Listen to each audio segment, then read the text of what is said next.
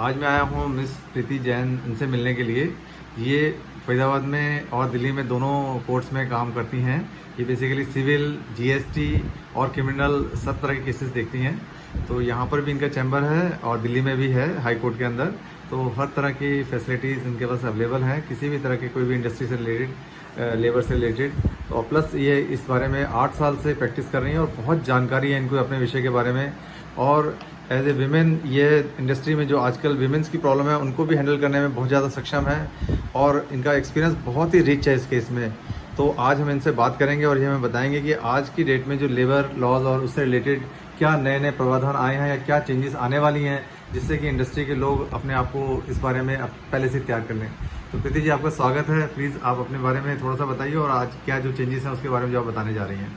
नमस्कार, मेरा नाम प्रीति जैन है और मैं दिल्ली हाई कोर्ट में और फरीदाबाद डिस्ट्रिक्ट कोर्ट में प्रैक्टिस करती हूँ। आज हम बात करेंगे न्यू लेबर लॉज के बारे में।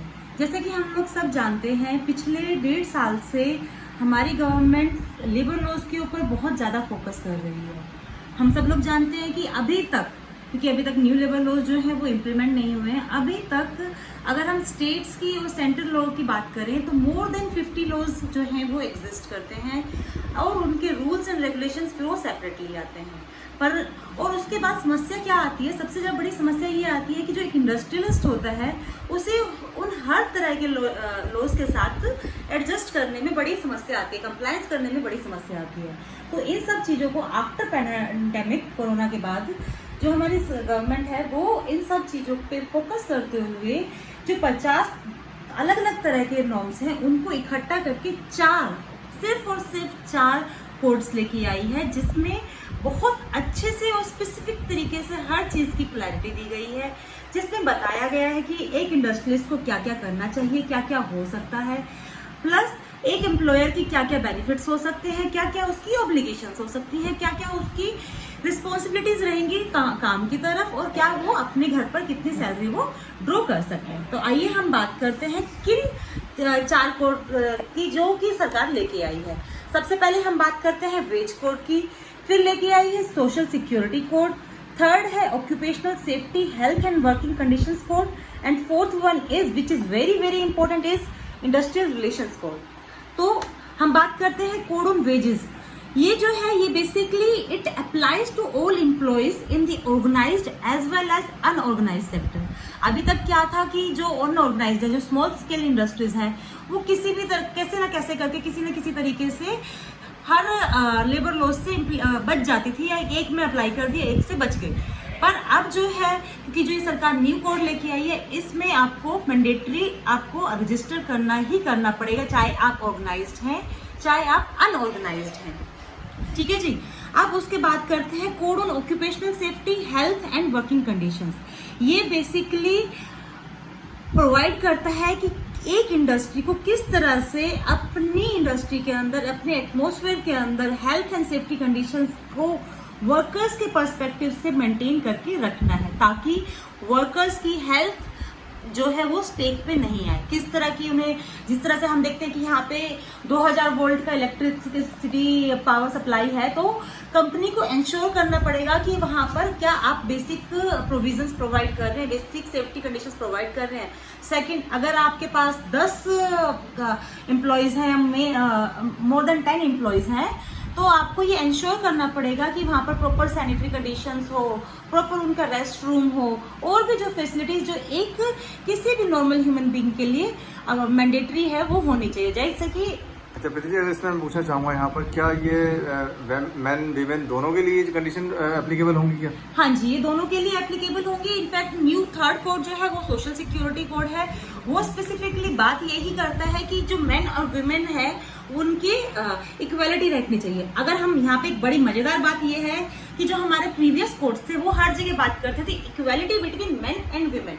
अब जो ये कोड है ये बात करता है equality among the employ.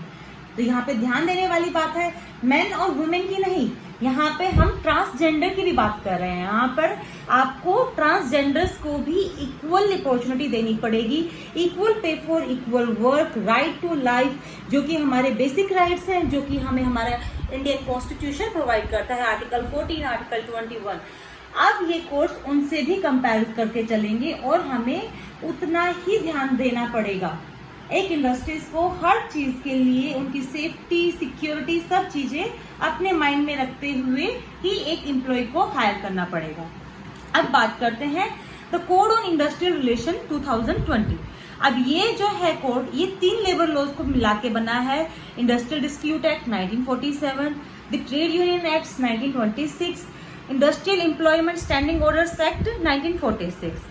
Basically इस जो कोड है, इस कोड का जो मेन एम है वो है कि बिजनेस एनवायरनमेंट जो है कंट्री में, एक तो उसको इम्प्रूव करना, सेकंड कि एक healthy competition between the competitors होना, थर्ड कि जो कंट्री के ऊपर लिटिगेशंस का बर्डन बढ़ता जा रहा है उस बर्डन को थोड़ा सा रिड्यूस करना। अभी जो आउटगोइंग सीजीआई जो चीफ जस्टिस ऑफ इंडिया गए हैं, उन्होंने भी लास्ट में जाते हुए ये स्टेटमेंट दी थी, आई एम सॉरी कि मैं बहुत सारे पेंडिंग केसेस को अपने टाइम पे नहीं कर पाया। हाँ जी, हाँ जी। अभी हमारे जो देश है वो इस वक्त सबसे ज्यादा यही चीज फेस कर रहा है कि आप कोई भी फील्ड उठा लीजिए, भी tax matters, civil matters, labour laws, हमारी कोर्ट जो है वो ओवरबर्डन है। और हमारी जो सरकार है अभी हर तरह से कोशिश कर रही है कि जो टैक्स है, जो केसेस हैं वो थोड़े से कम हो जाए, लिटिगेशन जो है रिड्यूस हो जाए।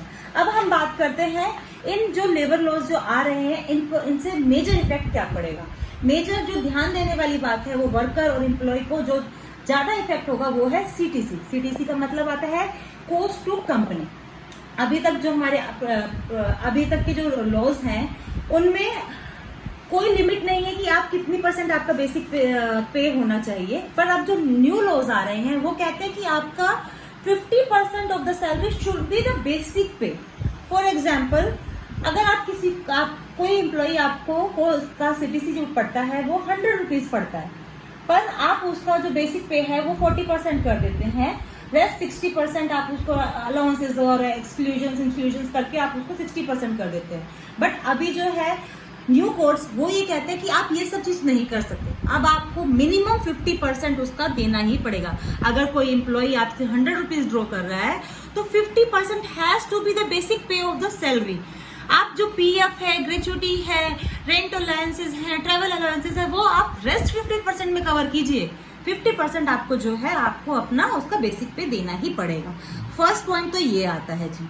अब सेकंड आता है, इन कोर्ट्स में जो हमारी गवर्नमेंट है उसने कहा है 48 hours of a labour in an week.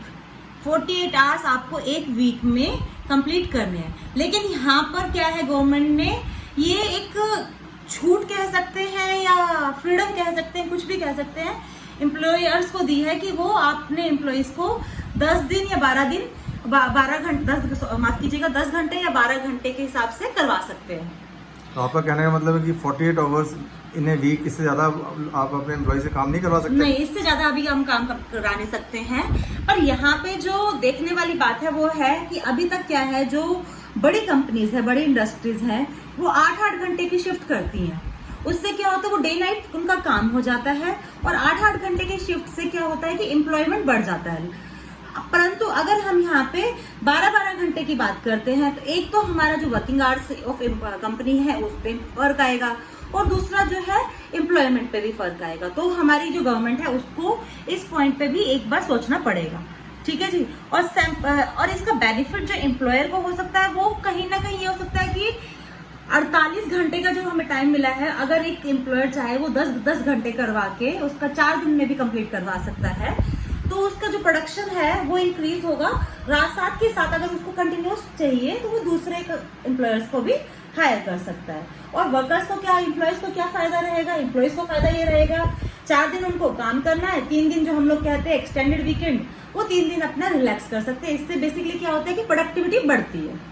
तो इस वाले पॉइंट्स के क्या है, प्रोज एंड कॉन्स दोनों ही हैं। तो आपको क्या लगता है कि इंडस्ट्री ओनर्स हैं, जो इंडस्ट्री वाले लोग हैं, क्या वो इस रूल को मानने में मतलब इजीली मान जाएंगे क्या? देखिए, मेरा मानना ये है कि ये एम्प्लॉयर के लिए थोड़ी समस्या हो सकती है, क्योंकि एम्प्लॉयर चाहता है कि उसकी जो प्रोडक्शन, बेसिकली जो प्रोडक्शन यूनिट्स हैं वो प्रेफर करते हैं कि 24 आवर्स काम करें और मैक्स टू मैक्स टाइम वो काम करें।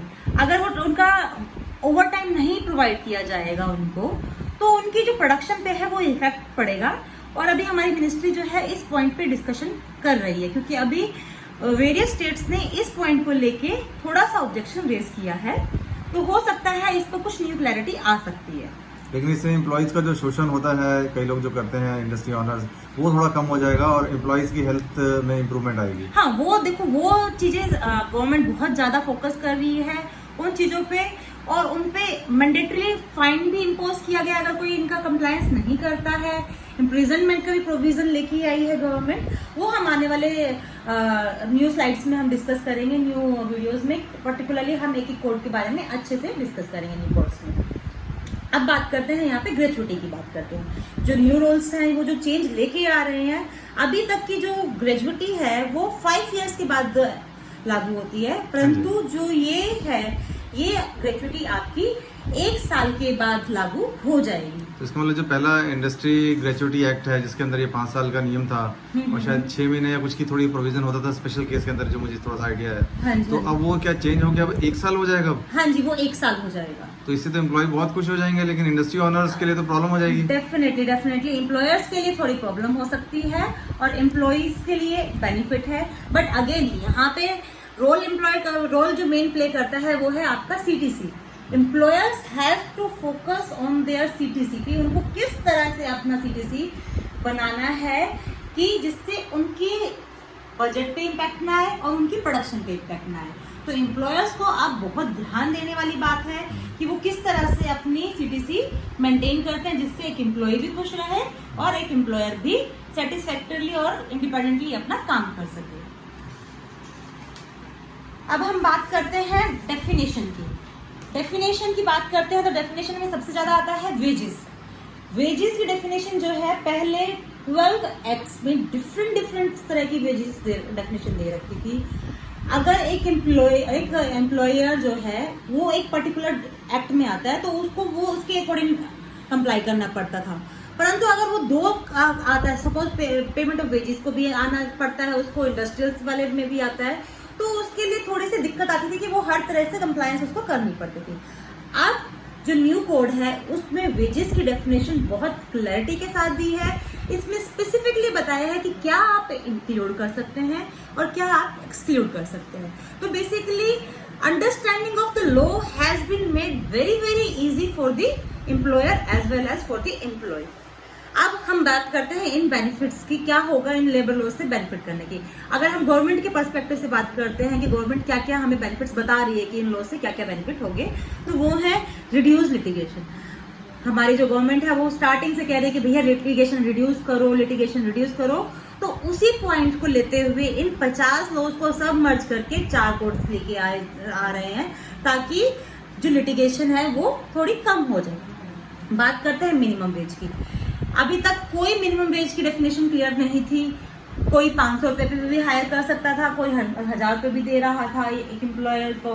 तो अब यहाँ पे एक मिनिमम वेज की जो है पर्सपेक्टिवली डेफिनेशन दी गई है, क्लियरली बताया गया है कि आप एक एम्प्लॉय को कितने मिनिमम वेज पे रख सकते हो और कितने पे नहीं रख सकते हो। उसके बाद बात करते हैं consolidation and simplification of the complex laws. जैसे कि मैंने बताया कि पहले डिफरेंट लॉज थे, अब आपके ओनली आपको 4 कोड्स पे कंप्लाई करना है, उसी के अकॉर्डिंग आपको कंप्लायंसेस करना है, उसी के अकॉर्डिंग आपको रूल्स एंड रेगुलेशंस आपको जो है वो फॉलो करने हैं।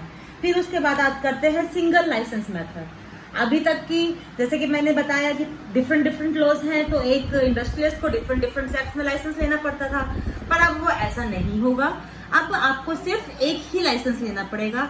अभी हम आगे आने वाली वीडियोस में बात करेंगे कि ट्रांजिशन पीरियड में हमें किस तरह से प्रिपेयर रहना होगा, कि अगर हमारे पास किसी एक में पहले है रजिस्ट्रेशन और लाइसेंस किसी एक एक्ट के अंडर है, तो वो हमारा इन न्यू कोड्स में कैसे जा सकता है, वो हम आगे आने वाली वीडियोस को डिस्कस करेंगे।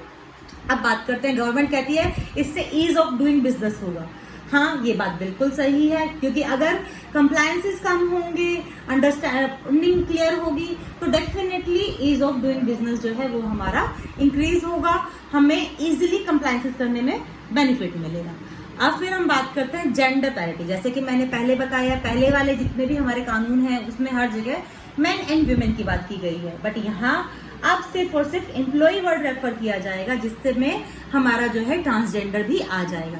इससे हमारे हर तरह के जो लिविंग बींग्स हैं, man and women, human being, basically living being से मतलब मेरा ह्यूमन बींग है, उनको अपॉर्चुनिटी, वर्क टू अपॉर्चुनिटी मिलेगा। अब बात करते हैं मैटरनिटी बेनिफिट। अभी तक मैटरनिटी बेनिफिट जो है वो 12 वीक्स का था। इन कोर्स में स्पेसिफिक प्रोविजंस दिया गया है कि जो मैटरनिटी बेनिफिट्स है वो 26 वीक्स तक का कर दिया जाएगा। साथ के साथ अभी तक except few MNCs there is no provision for paternity benefit. अभी ये जो कोर्स हैं इनमें हम पैटर्निटी बेनिफिट्स के भी प्रोविजंस क्लियर दिए गए हैं। पैटर्निटी बेनिफिट मींस के अगर हाँ जी, हस्बैंड को पिता बनने पर भी आपको 1 हफ्ते से लेकर 2 हफ्ते की छुट्टियां दी जाएंगी। ये इसमें इन कोर्स में बात की गई है। अभी है हमारे देश में, पर कुछ एक एमएनसीज ही बात करती हैं, वो भी स्किल्ड लेबर्स के लिए। अनस्किल्ड लेबर के लिए ये प्रोविजन नहीं है, बट ये कोर्स जो है ये अभी अनस्किल्ड लेबर के लिए भी इस तरह की बात करने की कोशिश कर रहे हैं। तो ये तो हो गए बेनिफिट्स की बात। और अभी हमने डिस्कस कर लिया कि हमारे क्या क्या एक कंपनी पर और एक वर्कर पर इम्पैक्ट पड़ेगा। बाकी के जो हैं जिससे क्या क्या एक्चुअल चेंजेस हो रहे हैं वो हम आगे आने वाली वीडियोस में डिस्कस करेंगे। ट्रांजिशन पीरियड में हमें किस तरह से ध्यान रखना पड़ेगा, किस तरह से रेडी रहना पड़ेगा, वो भी हम आगे आने वाली वीडियोस में ध्यान रखेंगे। तब तक के लिए आप स्टे ट्यून रहिए, अपना ध्यान रखिए और थोड़े से कानून के साथ अपडेट रहिए। धन्यवाद। ठीक है, धन्यवाद प्रीति जी, आपने इतना कुछ आज हमें बताया। और आज इस बारे में पहला वीडियो था ये आपका। इसके बाद और वीडियोस आते रहेंगे जिसमें आपने जैसे कि बताया कि और डिटेल्स में बात करेंगे, और जो हमारे इंडस्ट्री ऑनर्स हैं, एम्प्लॉयर्स हैं, वो इसके बारे में और डिटेल में समझेंगे। और मैं डिस्क्रिप्शन में आपका मोबाइल नंबर भी दे रहा हूँ इसके अंदर, ताकि वो लोग आपसे डायरेक्ट भी कांटेक्ट कर सकें और आपकी हेल्प ले सकें, आपकी सेवाएं ले सकें। तो उसके बारे में बात करेंगे। आज आपने इतना कुछ हमें बताया, इसके लिए बहुत बहुत धन्यवाद। और आगे आने वाले वीडियो में मैं आपसे और सहयोग की उम्मीद करता हूं, ताकि इंडस्ट्री ऑनर्स को इस बारे में बहुत ज़्यादा सहायता मिल सके, so that they should be prepared before the laws come. तो अप्रॉक्सीमेटली क्या टेंटेटिविटी है कि इन जो ड्राफ्ट की है ये इम्प्लीमेंटेशन या नोटिफिकेशन स्टेज तक आ जाएंगे? सर देखिए, अभी तक तो लास्ट ईयर बोल रहे थे कि 1 जनवरी 2022 तक आ जाएगा, पर अभी तक नहीं आया है। अभी कहा जा रहा है कि 1 अक्टूबर से शायद इसे इम्प्लीमेंट कर दिया जाएगा, परंतु मुझे उम्मीद नहीं है कि 1 अक्टूबर से आ जाएगा। अभी देखते हैं, जैसे ही आएगा मैं आप लोगों को अपडेट कर दूंगी। मेरे रेगुलर सर्कुलेशंस आती रहती हैं, वो मैं आपको डेफिनेटली शेयर करती रहूंगी। जैसे भी होगा आप लोगों को अपडेट कर दिया जाएगा। बहुत बहुत धन्यवाद प्रीति जी आपका इस सहयोग के लिए।